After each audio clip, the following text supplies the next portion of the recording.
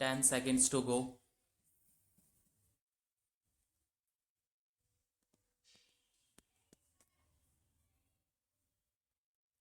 Sir, when this article was introduced in this house by my honorable friend, he told the house that it dealt with double membership. Sir, on a perusal of the article, I find that there are many other things therein which required the attention of this House and also of the President, who will be the ultimate authority in deciding who ought to be the members that are to be chosen from the states or other territories to take part in the provisional parliament. Also, in the explanation, it is clearly stated that with regard to filling casual vacancies in the said assembly, the president shall have power to make rules for the representation in the provisional parliament functioning. Here, I would bring to the notice of the House the grave injustice that has been done to a section of the community in India, namely the scheduled castes. Sir, according to the statistics of population that has been prepared and furnished to us out of a population of 330 million, the scheduled castes number is about 50 million in India.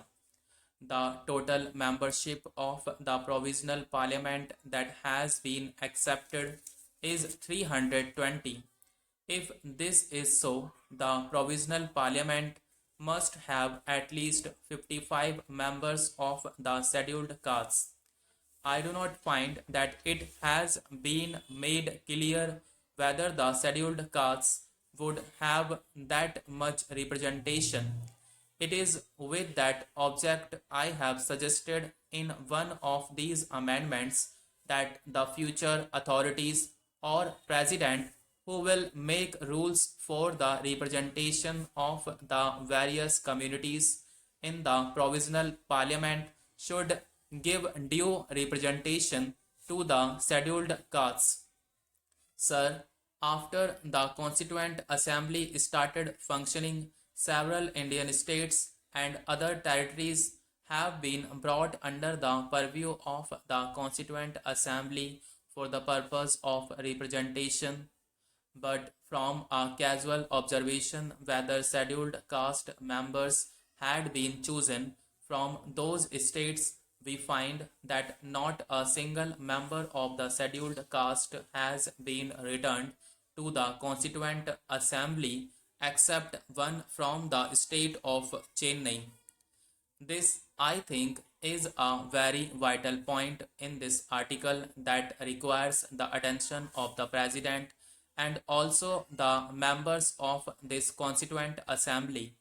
As far as the future Central Assembly and the Provincial Assemblies are concerned, we have already passed certain articles providing for representation of scheduled castes on population basis, but I do not find any such formula for the representation of the scheduled castes in the provisional parliament that will be set up after 26th January 1950 when this body ceases to function.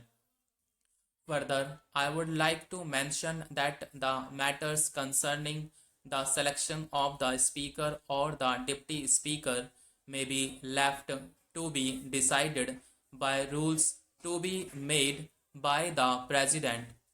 The reason why I have moved this amendment is that in an earlier article we have provided for the speakers of the assemblies and the presidents of the legislative councils wherever there will be double chambers to come into office just after the commencement of the constitution. We have not said anything they are about the deputy speakers where they continue in office. So I feel that even the matter of election of the speaker or deputy speaker for the provisional parliament must be left in the hands of the president so that those elections may be regularized. Dr. Ambedkar argued yesterday that this article deals with double membership due to circumstances, though the Constituent Assembly came into existence for constitution making, it has been decided that the Constituent Assembly can function as a legislative body also, but due to a convention, sir, it was possible for members who are also members of provincial legislatures to stay back and take part in their own legislatures, thereby those members, as a matter of fact, were not functioning as members of the central legislature.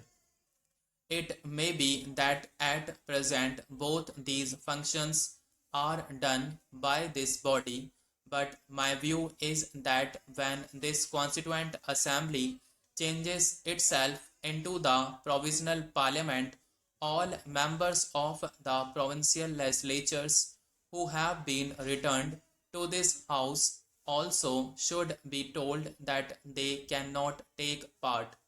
Further, sir, if you accept this article, it does not give to members discretion either to choose functioning in the provisional parliament or in their own legislatures. We have already passed an article whereby this constitution states in unequivocal terms that a member cannot be a member in the central as well as the provincial legislature. So I feel strongly that this matter must be left to the choice of the members themselves, and I know that members having a sense of responsibility will not choose to sit in both houses. There are members who have been chosen for this constituent assembly who are able jurists and who have a special knowledge of matters connected with the administration of this country. There may be many members who may find it necessary to be in the provisional parliament. We do not know how long this provisional parliament will function. Secondly, sir, as far as the matter of reservation for the Harijans was concerned, it was said that it would continue for 10 years from the commencement of the constitution. We do not know for how long this provisional parliament will function. It has not been made clear in this article whether the reservation would start from the 26th January 1950 or from the commencement of this constitution in right earnest after 2 or 3 years. Now, nobody knows whether the life of this provisional parliament will be 2 years or 10 years according to circumstances. So, I feel honestly that this matter of deciding whether a member likes to function in the Central Assembly or in the Provincial Assembly should be left to the member concerned. With these few words, sir, I am hopeful that the drafting committee will consider what I have said about these amendments and do the necessary things so that members may have discretion in deciding where they should work